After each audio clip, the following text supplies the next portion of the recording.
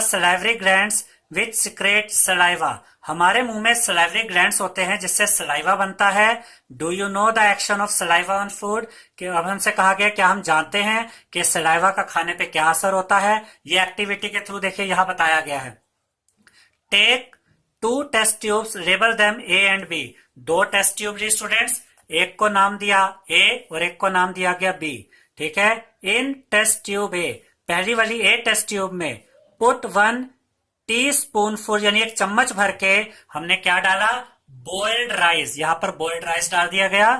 इन test tube B हमने एक चम्मच भर के बॉइल्ड राइस डाला, लेकिन after chewing it for 3 to 5 minutes, 3 से 5 मिनट तक पहले उन चावलों को हमने मुंह में चबाया और उसके बाद डाला। यहां तो बॉइल करके डायरेक्ट डाल दिया, यहां 3 से 5 मिनट चबाने के बाद हमने उबले हुए चावलों को डाला है। ठीक है। और उसके बाद add 3 to 4 millilitre of water in both the test tubes. दोनों में हमने 3 से 4 मिलीलीटर पानी डाल दिया। Now pour 2 to 3 drops of iodine solution in each test tube and observe. इसमें भी हमने यहाँ पर क्या किया, 2 से 3 ड्रॉप डाली आयोडीन की, आयोडीन सोल्यूशन की यहां भी डाली और यहां पर भी आयोडीन सोल्यूशन की यहाँ पे ड्रॉप्स डाली। ये आयोडीन टेस्ट के बारे में बताया गया है स्टूडेंट्स। ठीक है। Why is there a change in colour? अगर अब आप यहां पर ध्यान से देखें तो यहां पर ये कलर डार्क ब्लू या ब्लैकिश कलर में आ गया। ऐसा इसलिए हुआ कि जो पौधे होते हैं वो अपना खाना स्टार्च के रूप में स्टोर करते हैं। ठीक है। और हम जो पौधों को खाते हैं, पौधों से बनी हुई, प्लांट से बनी हुई चीजें खाते हैं, चावल भी उसी में आते हैं। तो यहाँ पर जो प्लांट्स, हमने यहाँ पर प्लांट से बनी हुई चीज चावलों को रखा तो वो भी स्टार्च के रूप में ही थी। ठीक है। क्योंकि पौधे अपनी खाने को स्टार्च के रूप में स्टोर करते हैं, तो चावलों में भी स्टार्च था। जैसे ही आप आयोडीन का सोल्यूशन उसमें डालते हैं, स्टार्च की वजह से उसका कलर डार्क ब्लू या ब्लैकिश कलर का हो जाता है। लेकिन यहां पर यह कलर चेंज नहीं हुआ क्योंकि ये हमने 3 से 5 मिनट तक मुंह में चबाकर इसमें डाला था। तो हमारे शरीर में, मुंह में जो सलाइवा बनता है वो इस स्टार्च को चेंज कर देता है शुगर में, जिसकी वजह से आयोडीन टेस्ट में ये डार्क ब्लू या ब्लैक कलर में चेंज नहीं होती। यहां भी देखिए यही लिखा हुआ है, the saliva breaks down the starch into sugar. जो हमारे मुंह में सलाइवा होता है सबसे पहले तो वो स्टार्च को शुगर में चेंज करता है। ऐसा इसलिए जरूरी है स्टूडेंट्स कि ज्यादातर जो हम चीजें खाते हैं वो प्लांट से मिलती है। हमें प्लांट्स की जो चीजें हमें मिलती है वो स्टार्च के रूप में मिलती है और हमारा शरीर उसे स्टार्च के रूप में यूज नहीं कर सकता, तो सबसे पहले वो उसे शुगर में कन्वर्ट करता है। इसी वजह से यहां पर आयोडीन टेस्ट में ये कलर चेंज नहीं हुआ। नेक्स्ट हमें स्टूडेंट्स टंग यानी कि जीभ के बारे में बताया गया है। The tongue is a fleshy muscular organ. ये फ्लैशी मस्कुलर ऑर्गेन होता है attached at the back to the floor of the buccal cavity. हमारे मुंह में जो खाली जगह होती है उसमें बिल्कुल पीछे की तरफ ये चिपका होता है। It is free at the front, लेकिन सामने की तरफ ये फ्री होता है। And can be moved in all direction, और हम किसी भी डायरेक्शन में इसको मूव कर सकते हैं। Do you know the functions of the tongue? अब हमसे पूछा गया क्या हमें टंग के फंक्शन यानी जीभ के कामों के बारे में पता है। We use our tongue for talking. एक तो ये हमें बोलने में काम आती है, बिसाइड्स इसके साथ साथ it mixes saliva with the food during chewing. देखिए हमारे मुंह में जो सलाइवा बनता है ये उस सलाइवा को खाने के साथ मिक्स करने में भी मदद करती है जब हम खाने को चबाते हैं तब। And helps in swelling food, और ये हमें मदद करती है, स्वेलिंग मतलब खाने को निगलने में, जो खाना हम अंदर की तरफ खींचते हैं उसमें भी ये हमें मदद करती है। We also taste food with our tongue. इसके अलावा खाने का जो हमें टेस्ट पता चलता है वो भी हमें हमारी टंग से ही पता चलता है। It has taste buds that detect different taste of food.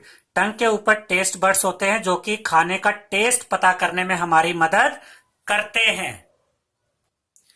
इस डायग्राम में स्टूडेंट्स ये दिखाया गया है खाना किस तरीके से मुंह से एसोफेगस यानी कि फूड पाइप में और उससे आगे किस में जाता है, स्टमक में जाता है। ये खाना एसोफेगस में आया और यहां से स्टमक में गया। अब इसके बाद हम देखेंगे द फूड पाइप और oesophagus.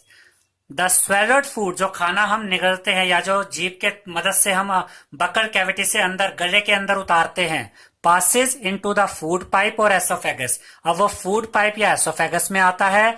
The food pipe runs along the neck, ये हमारे गले में ही होती है। एंड द चेस्ट, और कहां तक जाती है, चेस्ट तक। Food is pushed down by movement of the wall of the food pipe. और जब फूड पाइप में खाना होता है तो फूड पाइप उसको मूवमेंट कराती है नीचे की तरफ, इस तरीके से ऐसे ऐसे वो हिलती है और खाना नीचे की तरफ जाता है। Actually this movement takes place throughout the alimentary canal. पूरी एलिमेंट्री कैनल में ये मूवमेंट चलती रहती है and pushes the food downwards, और इस तरीके से खाना नीचे की तरफ जाता रहता है। At times the food is not accepted by our stomach and is vomited out. कई बार हमें वॉमिट हो जाता है, जिसे हम कहते हैं उल्टी आना। ऐसा इसलिए होता है कि कई बार हमारा जो पेट होता है वो खाने को एक्सेप्ट ही नहीं करता। जब खाना फूड पाइप से स्टमक में जाता है तो किसी बीमारी की वजह से, किसी परेशानी की वजह से स्टमक उस खाने को एक्सेप्ट नहीं करता और फिर हमें वॉमिटिंग हो जाती है। Recall the instances when you vomited after eating and think of the reason for it. Discuss with your parents and teacher. यह आपसे बताया गया कभी आपको अगर वॉमिटिंग हुई है तो वो आपको डिस्कस करना है। Next, the stomach. The stomach is a thick walled bag. ये एक बैग की तरह होता है, थिक वॉल्ड यानी इसकी परत काफी मोटी होती है। Its shape is like a flattened J. ये जे लेटर की शेप में होता है and it is the widest part of the alimentary canal. और ये एलिमेंट्री कैनल का सबसे वाइडेस्ट, सबसे चौड़ा पार्ट होता है। It receives food from the food pipe at one end. इसके एक सिरे पर तो फूड पाइप होती है जहां से खाना इसमें एंटर करता है and opens into the small intestine. और इसका दूसरा सिरा किससे जुड़ा होता है? स्मॉल इंटेस्टाइन से। एट द अदर, इसके एक सिरे पर फूड पाइप होती है और दूसरे सिरे पर इसके स्मॉल इंटेस्टाइन होती है। The inner lining of the stomach secretes mucus, hydrochloric acid and digestive juices. जो स्टमक की अंदर की परत होती है स्टूडेंट्स, वहां पर एक तो म्यूकस बनता है, हाइड्रोक्लोरिक एसिड बनता है और डाइजेस्टिव जूसेस बनते हैं। The mucus protects the lining of the stomach. देखिए, ये जो हाइड्रोक्लोरिक एसिड बनता है पेट में, ये एक स्ट्रॉन्ग एसिड होता है जो काफी खतरनाक होता है। इसी से हमारे पेट को बचाने के लिए पेट की जो दीवार होती है उसके अंदर जो ग्लैंड्स होते हैं वो म्यूकस भी बनाते हैं। म्यूकस पेट की दीवार पे अंदर की तरफ लगता रहता है और हाइड्रोक्लोरिक एसिड से बचाता भी है। ठीक है, तो यही यहां पर लिखा गया है, the mucus protects the lining of the stomach. ये पेट को बचाता है, किससे बचाता है? हाइड्रोक्लोरिक एसिड से। द एसिड, और ये जो एसिड बना hydrochloric acid, kills many bacteria that enter along with the food and makes the medium in the stomach acidic. अब देखिए, जो एसिड हमारे पेट में बनता है, जो हाइड्रोक्लोरिक एसिड बनता है, इसका एक काम, ये बहुत जरूरी काम होता है कि जो खाने के द्वारा, खाने पीने के द्वारा जो बैक्टीरिया हमारे शरीर में चले जाते हैं, ये उनको मारता है। ठीक है, उसके अलावा ये हमारे शरीर में क्या करता है? मीडियम यानी एसिडिक मीडियम तैयार करता है। एसिडिक मीडियम दूसरे कई तरीके के डाइजेस्टिव जूसेस को काम करने के लिए मदद करता है स्टूडेंट्स। बहुत सारे ऐसे एंजाइम या ऐसे जूसेस होते हैं जो तभी काम कर सकते हैं जब उनको एनवायरनमेंट ऐसा मिले जो एसिडिक हो, और वो कौन प्रोवाइड करवाता है? पेट के अंदर जो हाइड्रोक्लोरिक एसिड बन रहा है वो उन्हें प्रोवाइड करवाता है। And helps the digestive juices to act. और बहुत सारे जूसेस इसी वजह से अपना काम कर पाते हैं क्योंकि हाइड्रोक्लोरिक एसिड की वजह से वहां का जो एटमॉस्फेयर या जो मीडियम होता है वो एसिडिक बन जाता है। The digestive juices break down the proteins into simpler substances. और जो ये डाइजेस्टिव जूसेस होते हैं ये प्रोटीन को सिंपलर सब्सटेंसेज में ब्रेक कर देते हैं। नेक्स्ट है students, the small intestine. The small intestine is highly coiled. ये बहुत घूमी हुई होती है and is about 7.5 metres long. और ये 7.5 मीटर्स लॉन्ग होती है। It receives secretion from the liver and the pancreas. Liver और पेनक्रियाज में जो जूस बनते हैं, जो एंजाइम बनते हैं, वो कहाँ आकर काम करते हैं? स्मॉल इंटेस्टाइन में आकर काम करते हैं। इसीलिए यहां कहा गया है इट रिसीव्स सिक्रेशंस। ये कौन से लिक्विड्स यहां पर आते हैं? ये प्राप्त करते हैं कौन से लिक्विड्स को, जो कहाँ बनते हैं? लीवर और पेनक्रियाज में। Besides its wall also secrete juices. इसके अलावा इसके अंदर खुद भी कुछ जूसेस बनते हैं, यानी लीवर और पेनक्रियाज में बनने वाले जूसेस भी इसमें आते हैं और ये खुद भी कुछ जूसेस बनाता है खाने को डाइजेस्ट करने के लिए। The liver is a reddish brown gland. ये एक रेडिश ब्राउन ग्लैंड होता है, situated in the upper part of the abdomen on the right side. ये हम यहाँ पे आपको डायग्राम की मदद से भी दिखा देते हैं। ये देखिए, ये रहा लीवर, ये लीवर रहेगा स्टूडेंट्स। इसके बाद it is the largest gland in the body. जो लिवर होता है वो हमारी बॉडी का सबसे बड़ा ग्लैंड होता है। It secretes bile juice. ये जो जूस बनाता है उसको नाम दिया गया है bile juice. That is stored in a sac. Sac मतलब एक पाउच या बैग। ये एक पाउच या एक बैग में सेव हो जाता है। Called the gall bladder. ये भी आप यहां पर चेक कर सकते हैं। ये रहा लिवर और इसके साथ ये देखिए ये गॉल ब्लैडर है। ठीक है स्टूडेंट्स, अब इसके बाद the bile plays an important role in the digestion of fats. Fats को डाइजेस्ट करने में बाइल जूस का इंपॉर्टेंट रोल होता है। नेक्स्ट हमें कहा गया है the pancreas is a large cream coloured gland located just below the stomach. इसको भी यहां पर हम डायग्राम से चेक कर लेते हैं। ये देखिए ये है पेट यानी स्टमक और उसके नीचे यहां पर देखिए ये पेनक्रियाज है। ठीक है स्टूडेंट्स, पेनक्रियाज में बनता है students pancreatic juice. The pancreatic juice acts on carbohydrate. और ये किस पे काम करता है? कार्बोहाइड्रेट्स पे, फैट्स पे और प्रोटीन्स पे। And change them into simpler forms. यानी कि पेनक्रियाटिक जूस जो पेनक्रियाज में बनता है वो बहुत इंपॉर्टेंट काम करता है। ये कार्बोहाइड्रेट्स, फैट्स और प्रोटीन को सिंपलर फॉर्म में चेंज कर देता है ताकि हमारा शरीर उसका यूज कर सके। Next, the partially digested food now reaches the lower part of the small intestine. अब जितना भी फूड डाइजेस्ट हो चुका है वो अब फाइनली कहाँ पहुंचता है? स्मॉल इंटेस्टाइन के लोअर पार्ट में, निचले पार्ट में, where the intestinal juice completes the digestion of all components of the food. और फाइनली जो हमारा स्मॉल इंटेस्टाइन है उसके लोअर पार्ट में इंटेस्टाइनल जूस होता है जो कंप्लीट कर देता है डाइजेशन को। फूड के जितने भी कंपोनेंट्स होते हैं उनको बिल्कुल सिंपलर फॉर्म में ब्रेक कर देता है जो फाइनली हमारा शरीर यूज कर पाता है। The carbohydrates get broken into simple sugars. Carbohydrate simple sugar में चेंज हो जाती है सच एज ग्लूकोज। तो अल्टीमेटली कार्बोहाइड्रेट हमारे शरीर में किस रूप में इस्तेमाल होती है? ग्लूकोज के रूप में। Fats into fatty acids. Fats convert हो जाते हैं फैटी एसिड्स में एंड ग्लिसरॉल में। एंड प्रोटीन चेंज हो जाते हैं एमिनो एसिड्स में। ये हम एक बार फिर देख लेते हैं। कार्बोहाइड्रेट्स चेंज हो जाता है सिंपल शुगर में जिसको हम ग्लूकोज कहते हैं। फैट्स कन्वर्ट हो जाता है फैटी एसिड्स में और ग्लिसरॉल में जिसे हमारा शरीर फिर इस्तेमाल करता है। और प्रोटीन चेंज हो जाते हैं एमिनो एसिड्स में।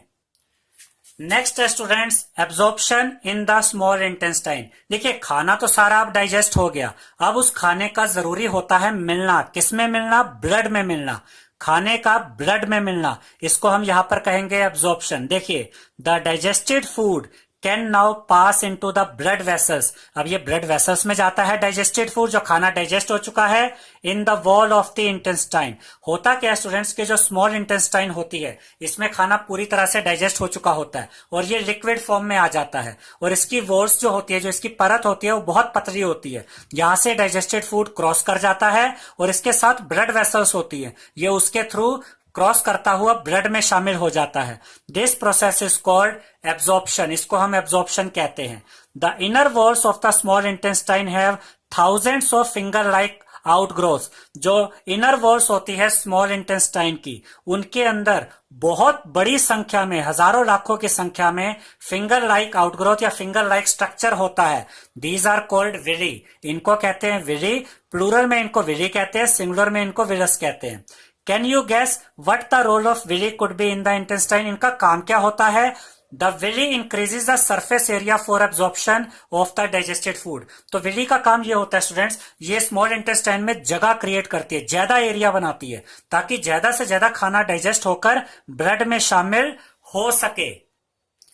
Each villus has a network of thin and small blood vessel close to its surface. Her villous, villous देखिए इसी से विली बनता है, प्लूरल में विली, सिंगुलर में विलस। हर विलस के आसपास पतली परत वाली स्मॉल ब्लड वेसल्स होती है ताकि डाइजेस्टेड खाना उनमें जा सके।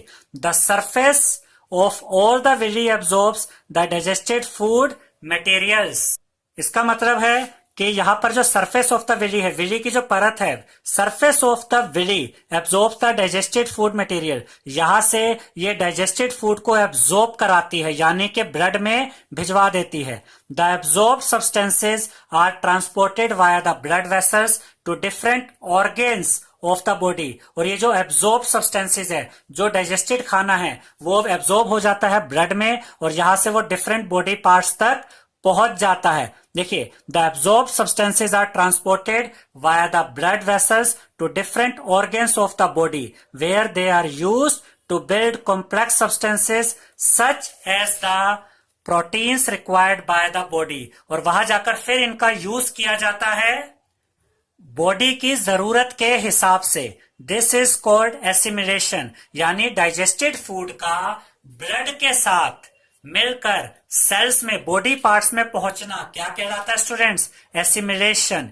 इन द सेल्स, अब सेल्स के अंदर क्या होता है? Glucose breaks down with the help of oxygen. अब जो ग्लूकोस क्या स्टूडेंट्स, यहाँ पर जो डाइजेस्टेड खाना था वही ग्लूकोस है, वो ब्रेक डाउन होता है, टूटता है, किसकी मदद से? ऑक्सीजन की मदद से।